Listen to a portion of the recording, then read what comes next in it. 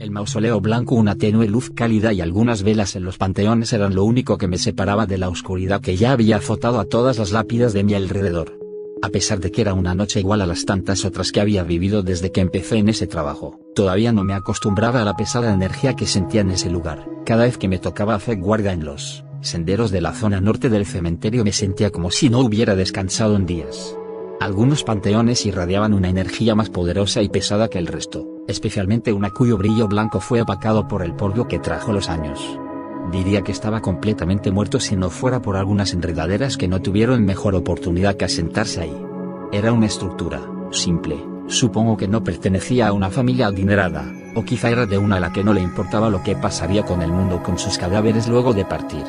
De todos modos, por alguna extraña razón, sentía una atracción inexplicable a ese lugar. Cada vez que pasaba cerca moría de ganas de entrar a explorar, de saber quién estaría ahí por el resto de la eternidad hasta que lo que algún día fueron sea devorado por gusanos. Saber en qué época vivieron para imaginar cómo lucían. Saber cuántas personas descansaban ahí.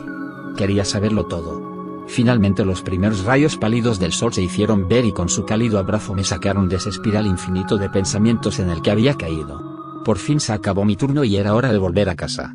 Apenas llegaron las 6:30 de la mañana atravesé ese horrible portal con la esperanza de nunca volver. Odiaba ese trabajo. Tenía 30 minutos hasta mi casa, podría ser menos si usaba el transporte público o por fin invertía en esa bicicleta que mi esposa tanto me insistía que comprara, pero yo siempre dije que prefería la calma y la soledad. De hecho esa era la razón por la que decidí aplicar a este puesto en un principio. Durante mi caminata siempre intentaba mantener la mente en blanco, ni siquiera pretendía apreciar el lago que, como estaba empezando la época de frío, se estaba congelando. Tampoco me interesaba ver la hermosa catedral con sus altas torres y sus detalladas ornamentaciones que parecían contar historias. Ese rato era el que aprovechaba para mantener la mente en blanco, casi tanto como la nieve en la que trazaba mi camino de vuelta a casa. Nada fuera de lo ordinario pasó ese día. Almorzamos festejando que oficialmente faltaba menos de un mes para que el amor de nuestras vidas, Ana, al fin llegue a nuestros brazos. Estaba tan nervioso como emocionado. Siempre habíamos soñado con formar nuestra propia familia y por fin estábamos por lograrlo. Nos la pasamos charlando de las cosas que haríamos los tres juntos como familia. Nos imaginamos yendo a museos, conciertos y parques. También pensábamos en cuando la llevemos a los primeros cumpleaños de sus compañeros de jardín. ¿Para qué voy a ocultarlo? Hasta nos imaginamos verla levantándose el velo y besando a su futuro amado. Llegó la tarde, y como todos los días, estábamos los dos en la sala de estar sin un motivo para salir de casa. Notaba que ella quería decirme algo pero no tenía el coraje para empezar la conversación. La conozco más de lo que ella cree.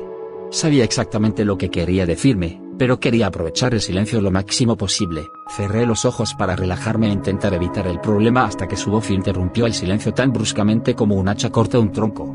Amor, sé que no es la primera vez que digo esto pero, creo que lo mejor para la familia sería que cambies de trabajo. A uno que sea de día, ¿sabes? Dijo ella mirando al suelo. Te necesito acá, te necesitamos acá, se corrigió. Sé que no es fácil lidiar con todo esto sola, pero tampoco es fácil conseguir otro puesto, respondió su marido tragando la culpa. Sabes que no tengo estudios ni un oficio, ni siquiera tengo amigos que puedan hacer algo por mí. Estoy solo y hago lo que puedo por nosotros, solo. Nunca, ni antes de embarazarte atinaste a conseguir un trabajo para ayudarme a mantener esta pocilga. ¿No ves que todas las paredes están rajadas? Nunca fuiste capaz siquiera de intentar pintarla. No tenemos dinero, Frank. No es que no quise hacerlo, no podemos permitirnos comprar pintura ni mucho menos. Masía interrumpió ella con un tono tan cansado y monótono que me hirvió la sangre. Signo de exclamación abierta, signo de interrogación abierta. ¿No te das cuenta? Lo único que haces es poner excusas, y son tan pobres que ni siquiera intentas justificar por qué nunca intentaste aportar a la casa. ¿Sabes qué? Todo esto es un error. Hace tiempo me di cuenta de que casarnos fue un error. Hace tiempo me di cuenta de que mudarnos a esta maldita ciudad fue un error. Pero de todos modos, dije mientras sentía como mis ojos se cristalizaban y mis palabras ganaban más peso cada vez. Fui tan idiota que cometí el peor error. Sonó una alarma. Me voy al trabajo. Mi relación con ella se iba pudriendo día a día, pero solo de mi parte, creo. Ella parecía estar igual de conforme que el primer día. Eso me hacía confundirme más. Todos los días me preguntaba si el que estaba mal realmente era yo, o era ella. Estaba cruzando la avenida principal de la ciudad cuando de repente un auto que parecía sacado de una película ambientada en un siglo anterior apareció enfrente mío. Todo se puso mucho más lento que de costumbre. Pude apreciar cada detalle del auto, Su color crema con detalles en verde militar, su logo cromado que representaba un híbrido entre un león y un caballo, su volante marrón oscuro con hendiduras para colocar los dedos, todo. Allí supuse que mi vida terminaría. Me sentí arrepentido de haberle dicho esas cosas horribles a ella. En el fondo no la odiaba tanto. Me pesaba saber que habrían cosas que no vería, como Ana en su boda, o una sonrisa de compromiso de mi esposa cuando hacía mis chistes malos. Cerré los ojos y me preparé para lo peor. Escuché un silencio eterno. Era tan denso que sentía sus ondas chocando contra mi cuerpo. Abrí los ojos. Estaba en el suelo. Un pequeño grupo de gente me rodeaba, y otra aglomeración más densa rodeaba la zona del accidente. Por tanto ruido y por el shock no podía entender ninguna de las palabras que me decían, así que decidí levantarme para ver qué había pasado. Para mi sorpresa, estaba intacto. Tenía algunos raspones, claro, pero es lo mínimo que uno podría esperar habiendo sido parte de un accidente de este calibre. Nadie me preguntó cómo estaba, ni si necesitaba ayuda. Todos se quedaron como idiotas viendo la escena. Atravesé la muchedumbre sin haber recibido ni una sola mirada y seguí mi rumbo hacia el cementerio. No podía permitirme faltar ni un solo día si quería que mi familia pudiera comer. A lo lejos vi el arco de hierro pintado de negro que todos los días me recibía de igual manera, en silencio. Lo atravesé, me acerqué a la garita de la entrada y, en el primer renglón de la planilla, escribí mi nombre muy rápido en la planilla. Hice un garabato desganado que simulaba ser mi firma al lado. Mi jornada había empezado. Ese día me tocaba la vigilancia en la zona sur, la más tranquila. Sabía que iban a ser unas largas 10 horas, nunca pasaba nada ahí. A veces sentía que no estaba solo en el lugar, lo que me daba una sensación inquietante en el pecho. Escuché un ruido parecido al clic de las linternas que nos daba la empresa. Debe ser otro guardia, pensé. Justo antes de que termine de redactar esa oración en mi cabeza, un estruendoso golpe en la otra punta del cementerio hizo que la llama de todas las velas que descansaban encima de aquellos que descansaban eternamente empezaran a temblar. Yo hacía lo mismo. No tengas miedo, eso es un hombre grande, me repetía como si eso fuera a cambiar, que estaba aterrorizado. Me tocaba acercarme al lugar, tenía que hacer el recorrido o sería expulsado del trabajo. No sé si Dios existe, pero le agradecí que no haya nada ni nadie esperándome cuando llegué. Más tarde escuché un chirrido asqueroso que venía desde la zona norte. Era como si se abriera una puerta de 5 metros de alto que no se había abierto en siglos. La noche siguió tranquila. Al fin salió el sol.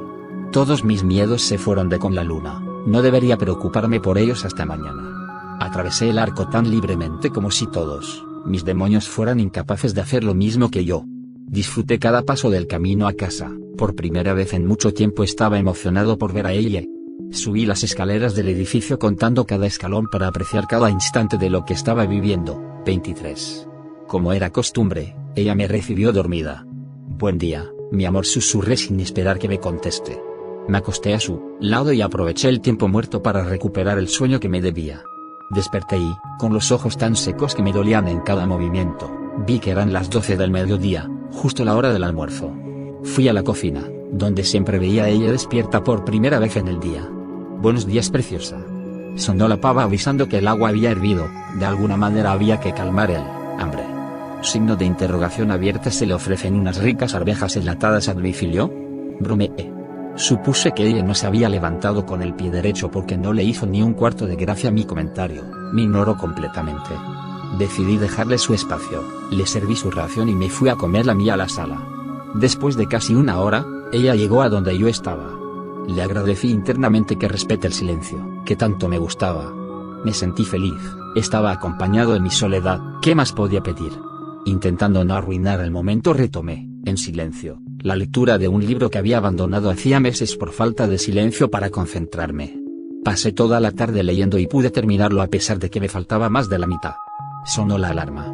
No quise interrumpir su paz, así que me limité a besar su coronilla e irme al trabajo. Lo mismo de siempre, gente entrando a sus casas para descansar, personas cenando en restaurantes, algunos jóvenes charlando en bancos públicos. Me ponía triste saber que no podía permitirme esas cosas, algunas por falta de dinero y otras por falta de tiempo, pero, así es la vida, ¿no? Me sentía más muerto que vivo. Trabajar rodeado de cadáveres me había hecho sentirme uno de ellos. Ahí estaba él. Estúpido arco que me hacía sentir como un gladiador entrando al coliseo, solo que era un pobre idiota entrando a su propio manicomio. Me acerqué a la garita para encontrarme con que mi presente de ayer había sido borrado. Ya no aguantaba más ese lugar, hasta los de la administración del cementerio hacían todo lo que podían para hacer que mi vida sea peor.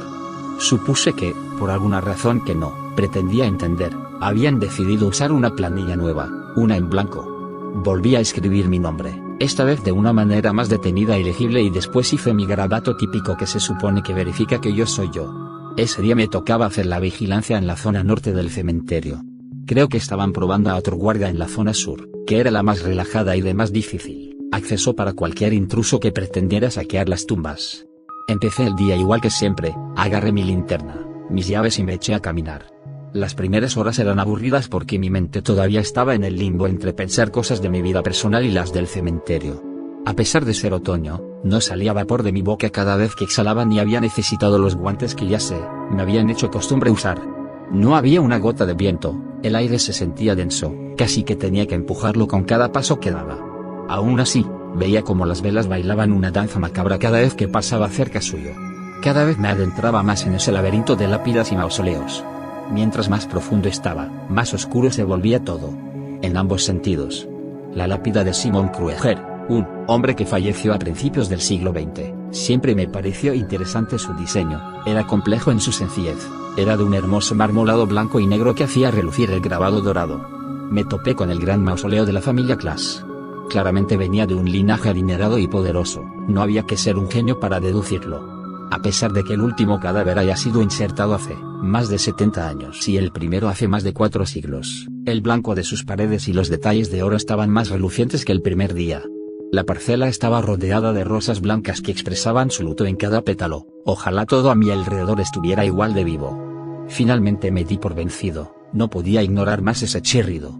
Era el mismo que escuché ayer, pero esta vez era más prolongado y estaba mucho más cerca. Decidí acercarme a ver qué era. No tengas miedo, son ratas, me dije intentando convencerme a pesar de que sabía que era poco probable. Además del terror que corría por mis venas, sentía una sensación de incomodidad horrible. En ningún momento ni lugar me sentía seguro, tuve la nuca tensa todo el camino.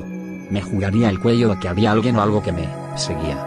No quería que lo mirase, y yo tampoco quería mirarlo. Solo tenía un objetivo, guiarme usando el miedo. Durante los 5 minutos más largos de mi vida me sentí como un cordero siendo pastoreado por un ovejero alemán. Llegué a una intersección de caminos, había 3 direcciones en las que podía ir. Me sentí solo, y por primera vez me sentí incómodo en esa soledad. Escogí el de la izquierda, porque de ahí venía el horrible chirrido, quería callarlo de una vez por todas, igual que quería callar todas las voces en mi cabeza que me decían que debía ser un hombre valiente. Que no sea el mausoleo blanco, pensaba sin parar. Sabía que lo único vivo ahí solo eran las enredaderas que lo habían ocupado. Ningún ente querría ni podría descansar en un lugar así, con vidrios rotos, pedazos de madera podrida en el piso y polvo dentro de los ataúdes. No podía creerlo. Era la puerta del mausoleo blanco, se estaba moviendo como si hubiera un gigante jugando con ella. Cada vez más intensamente, como si estuviera llamándome enojada por estar tarde. Siempre sentí una conexión extraña con ese cubo de cemento, pero nunca pensé que él pudiera expresar lo mismo. Me quedé paralizado, no podía ni siquiera pensar. Sentía que mis ojos saldrían de sus cuencas y mi corazón explotaría en cualquier momento. Cualquier persona habría huido en el primer instante, pero el mausoleo me llamaba, tendría algo que hacer ahí. Mi propósito, mi objetivo, mi fin. El golpe de mi linterna contra la grava del sendero me sacó del trance. Todo en mi vida, pensé, fue preparándome para este momento. Tengo que actuar. Me acerqué al mausoleo, temblando más que la puerta. El chirrido era ensordecedor, parecía que eran unas lúgubres risas de entes oscuros que estaban jugando con mi cordura. Subí los 2 escalones para toparme con un vacío infinito. La puerta tenía los vidrios rotos y 3 ataúdes abiertos y vacíos, cada uno con una placa de oro tallada. No podía ver bien en la oscuridad, pero creía ver que, en 2 de ellos decía 2023. Era imposible, eso era en más de 20 años. Me acerqué para ver bien. Uno decía 19 de septiembre, me pareció extraño porque no se me notificó de ningún nuevo ingreso ayer. Me acerqué más aún, el grabado decía Frankfurt.